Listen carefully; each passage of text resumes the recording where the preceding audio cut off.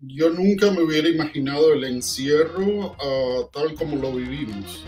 ¿No? ¿Quiénes se pudieron poner a salvo? ¿Quiénes tuvieron la posibilidad de escribirlo? Incluso aislamientos geográficos de gente que se va a otro lugar a intentar escapar. Es un mapa emocional, creo yo.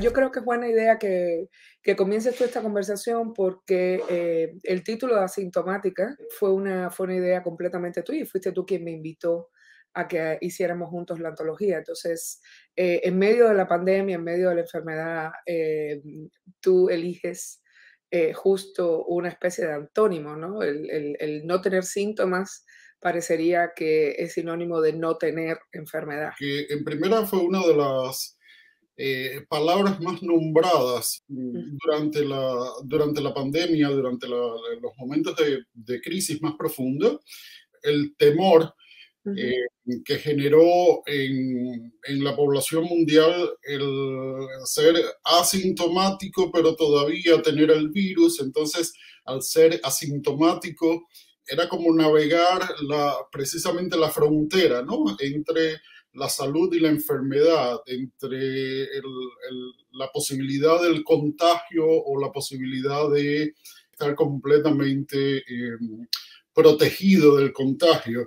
O sea, era como una línea de inseguridad, por supuesto, basada en todo el contexto de el temor, la inseguridad y la realidad diaria de las estadísticas, ¿no? Esos números siempre en aumento, pero en aumento vertiginoso, ¿no? Se me ocurrió este título, bueno, que de alguna manera es una antología contaminada, pero que a la misma vez sobrevive. La pandemia trajo muchos elementos novedosos en cuanto a la ciencia, la tecnología, los recursos, los medios para cuidarse, pero también trajo otros repetidos y entre ellos yo creo que está, y insisto en ello, el tema del privilegio, ¿no? ¿Quiénes se pudieron poner a salvo? ¿Quiénes tuvieron la posibilidad de escribirlo? Y yo creo que en ese sentido el libro es bastante consciente de lo que está sucediendo alrededor y los escritores, una vez más, pues se muestran ante las sociedades como este elemento quizás incómodo, pero necesario, ¿no?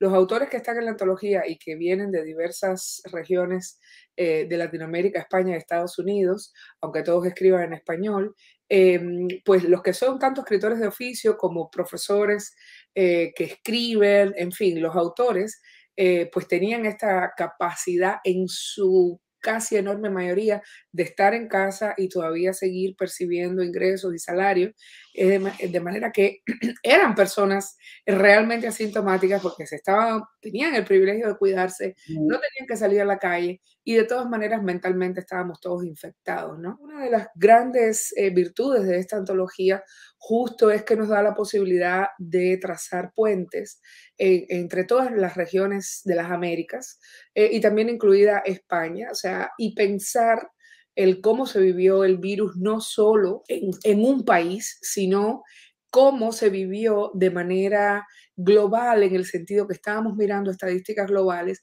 y muchos de nosotros como migrantes, muchos de los autores que son migrantes estaban todo el tiempo pensando en 2 y hasta en 3 países, ¿no? Y muchos de ellos pues tenían o tienen familias multiculturales, qué sé yo, una peruana casada con un colombiano viviendo en Estados Unidos, ¿no? Ese tipo de cosas. Entonces estábamos pensando en el virus desde muchos lugares geográficos, emocionales.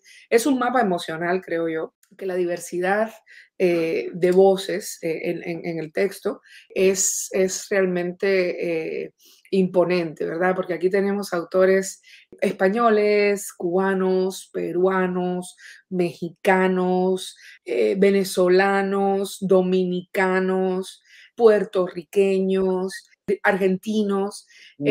y argentinas, una gran cantidad de mujeres, una buena cantidad de hombres, una buena cantidad de sujetos de la comunidad LGBTQ, aunque no lo pensamos en esos términos, pues salió de manera natural. Y creo que la diversidad temática de los cuerpos físicos de quienes escriben es bastante notable. Pero si no hubiéramos tenido virus, hubiéramos pensado alguna vez en el encierro, en la forma del encierro y las escrituras del encierro. Yo nunca me hubiera imaginado el encierro tal como lo vivimos.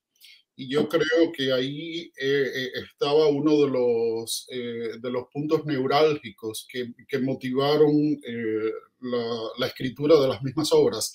Nadie estaba preparado, yo creo, pienso que nadie estaba preparado para una pandemia de esta dimensión que hasta ahora la conocíamos en libros y clases de historia y con unas estadísticas de enfermedad y de muerte abrumantes que concebíamos como una cuestión histórica, ¿no? Como una cuestión de pasado, pero que aún así nunca, que yo sepa, se menciona el encierro, ¿no?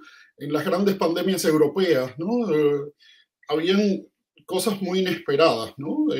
Bueno, cosas, esencialmente era todo muy inesperado. El hecho de una pandemia de esta dimensión con un por ciento de mortalidad tan elevado y encima de eso las medidas para evitar el contagio que nunca habíamos conocido, ¿no? Ese aislamiento absoluto. A partir de ahí, el mismo encierro, ¿no? Y todo lo que el encierro trae, porque el encierro como tal, bueno, es una palabra, es un concepto, es todo lo que el encierro trajo en el contexto del COVID que genera todos estos textos y a veces son encierros como tal, a veces son dislocaciones, a veces son incluso aislamientos geográficos de gente que se va a otro lugar a intentar escapar.